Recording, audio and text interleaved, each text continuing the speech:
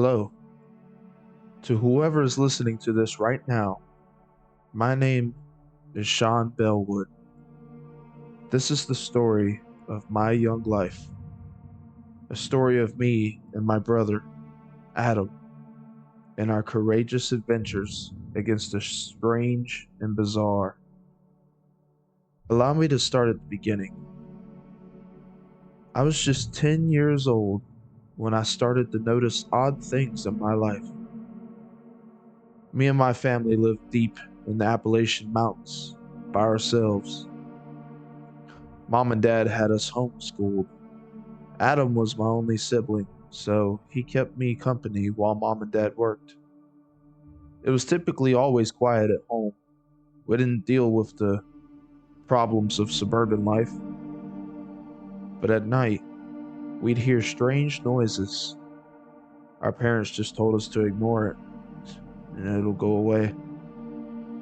But going into my teens, I noticed more bizarre things.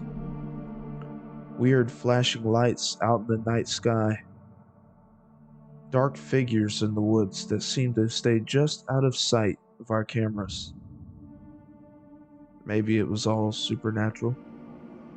Or it could have just been my eyes playing tricks on me. Father told me to never whistle at night and never play in the woods past dark. You know, the usual parent crap. I didn't really listen back then, although I probably should have. One summer changed my life forever. It was 1992. I was growing into my teens. Adam had grown quite tall and matured quite fast as well. It was odd watching the years pass us by as we grew up together. There was practically nothing we didn't do together. He was my best friend and my only companion. Like a pet, only more annoying. It seemed as time went on, things only got stranger. I had a hard time sleeping when summer crept in that year. "Adam," I said one night, "what are all those noises out there at night?" Adam seemed to ponder for a moment before responding to my question. "To be honest with you, bro, I have no idea. I asked myself that same question for a while, but couldn't think of an answer. Just try to ignore it. One thing I've learned out here in the woods over the years is not to go poking your head where it doesn't belong." "Okay," I replied. A sound of howling came later that night, just as I was drifting off to sleep. It sounded like wolves, but the tone was much deeper. It sounded unnatural. Just as I rose to my feet, my brother stood right in front of me and put his finger up to my mouth, following with a hushing motion as he guided it to his own lips. "Remember what I told you. Don't leave this room or this house, no matter what. You got me?" I nodded my head slowly.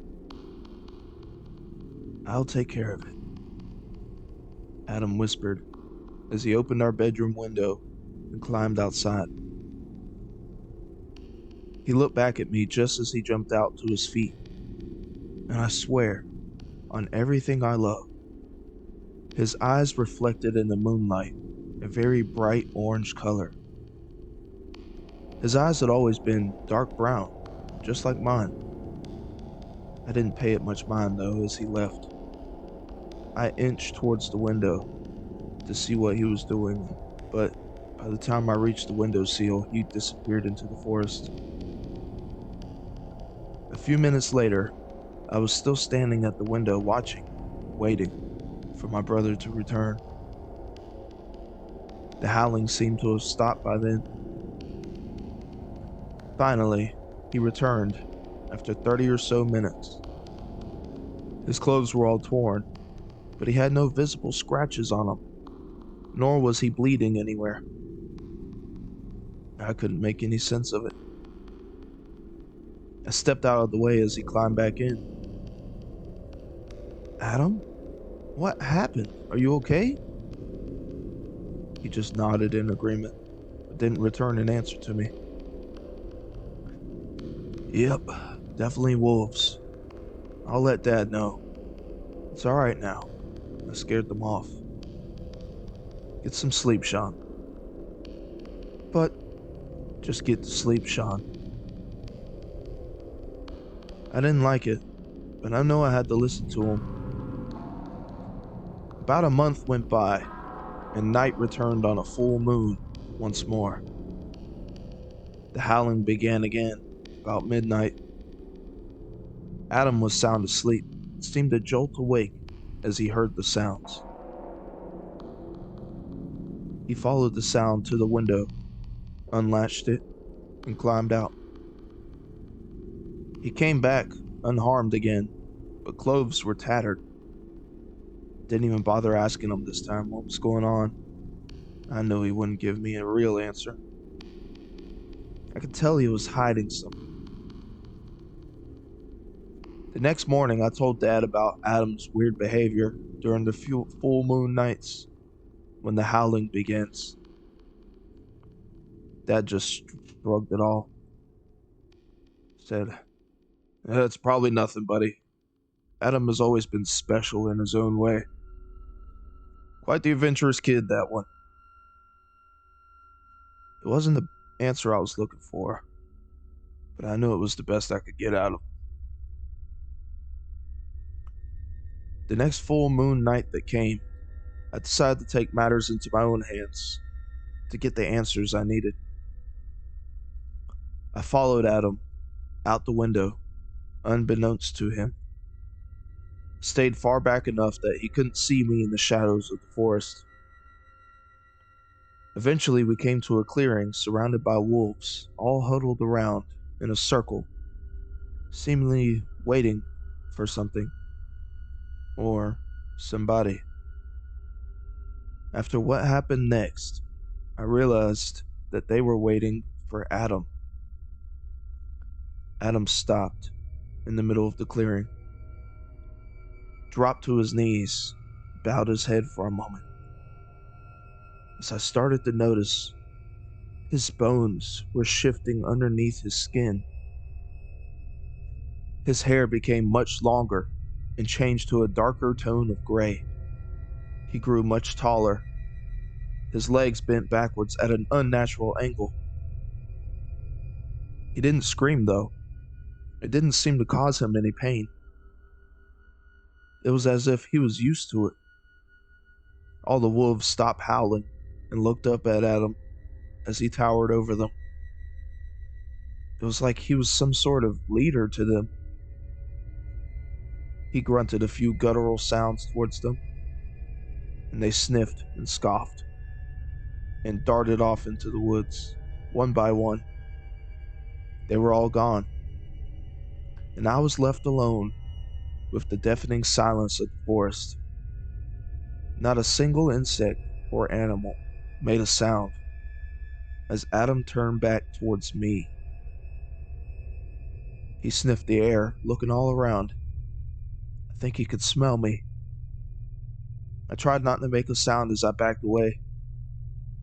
Then a twig snapped under my feet, and I sharply inhaled as he snapped his head in my direction.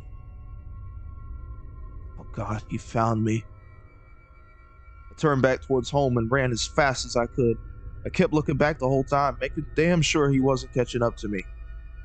Just as I thought I was in the clear, I stopped to catch my breath. When I did, however, there was a hand placed upon my shoulder. I jumped back and landed on my ass. And there stood Adam. Normal Adam. Not whatever horrific creature I was witness to earlier. "Get away from me!" I scrambled to my feet and began to run again. Adam cut me off with lightning speed. He was right in front of me before I could even blink. Sean, stop. Let me explain myself. What's there to explain? You're a monster. Ouch, Adam said. That hurts. Listen, bro, I wanted to tell you sooner, but you weren't ready yet. I had to be sure. Sure of what? I had to be sure you could handle the truth. That you wouldn't tell anybody. What even was that back there? You some kind of wolf leader now? You got some fucked up wolf cult? Listen, bro, it's more complicated than that. I can understand them, but they don't personally know me. From what I can tell, they fear me, respect me. Yeah, no shit. I wonder why that might be, Adam. Sean, listen. This gene, it runs in our family. It's been a curse upon us for many generations.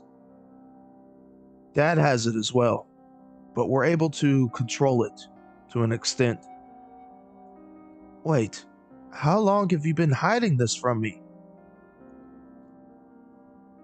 A few years back, I started changing upon the full moon. You remember when all the weird noises and things started at night out here? That's how long it's been.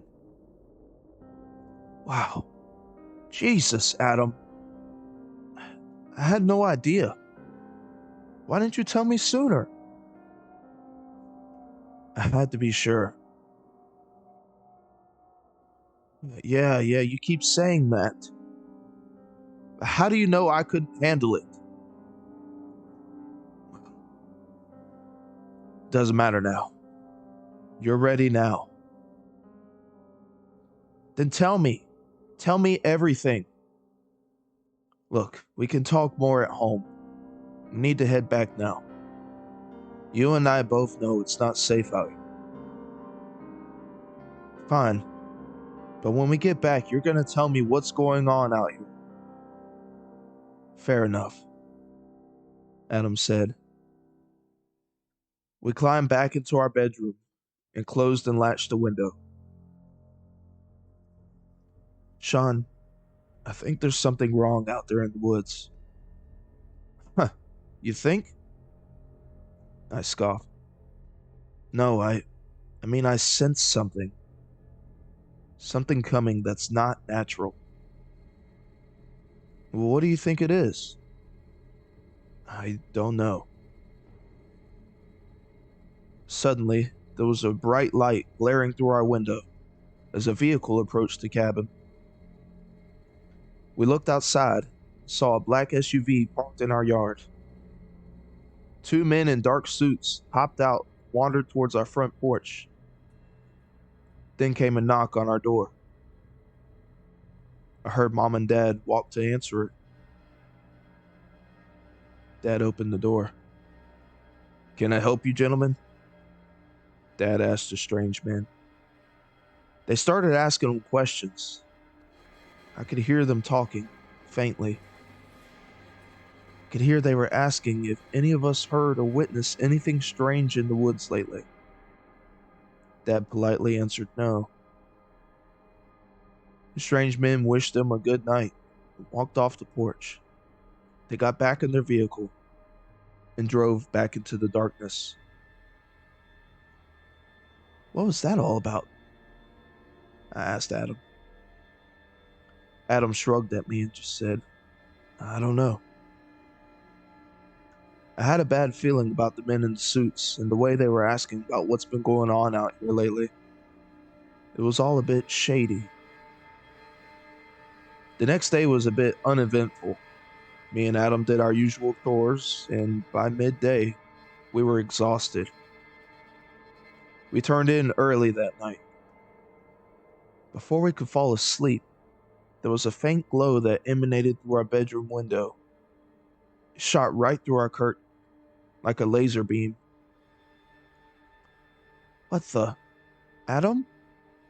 Yeah, I see it too. We both got out of bed to investigate. I slowly slid the window open. The cool air hit my face as we stared at the strange light in the sky that lingered just beyond the tree line. It then shot off into the distance. We gave each other a look, then rushed out towards it. We followed it through the forest as it kept flying away. I sensed it again, and this is what I sensed before. What are you talking about? I asked him. Before, in the woods, when I met with the wolves, I could sense something odd. What? I don't know. Just have a bad feeling about this. We gotta see this through, Adam. We came all the way out here for a reason. You're right. Let's just keep going. Finally, we followed the light to yet another clearing. The ground was completely clear of debris and foliage. In fact, the ground seemed to be completely dry and void of any light. Just a mound of dirt. The light hovered over the circle ground, stopped midair. Me and Adam slowly stepped out of the trees and into the circle towards the light. We got closer and closer to it as I noticed the wolves surrounding the area. They seemed to be curious of the light, just as we were. We were mere inches away from it as Adam began to reach his hand out towards it. Adam, wait, I whispered. It's okay, bro. I'm a werewolf, remember? He replied with a toothy grin. Just as his hand nearly touched it, it exploded out in a huge wave of blinding white light. It then turned green and seemed to shape into a portal. I couldn't believe my eyes. This couldn't be real. I pulled Adam up to his feet. He was launched several feet away from the blast. We need to go now, I said. Come on.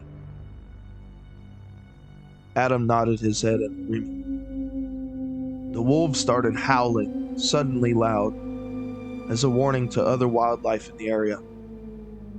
I wasn't sure what this portal would lead to, but I knew it couldn't be good for us. Wait, Adam said. I got an idea. Look away for a second.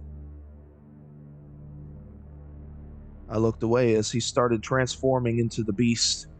I could hear his bones cracking and shifting, extending. Get on my back, he said, in a much deeper voice than before. I grabbed onto his fur as I climbed his back, and he took off into the forest, heading back to the house. Once we made it back, I hopped off and looked back to see him changing back to his original form. His clothes were torn apart, barely hanging onto his body. Let's get you inside, I said. Agreed, he grunted as he caught his breath. You're real heavy, you know that? Yeah, not all of us could be a 7-foot wolf monster, I rebutted.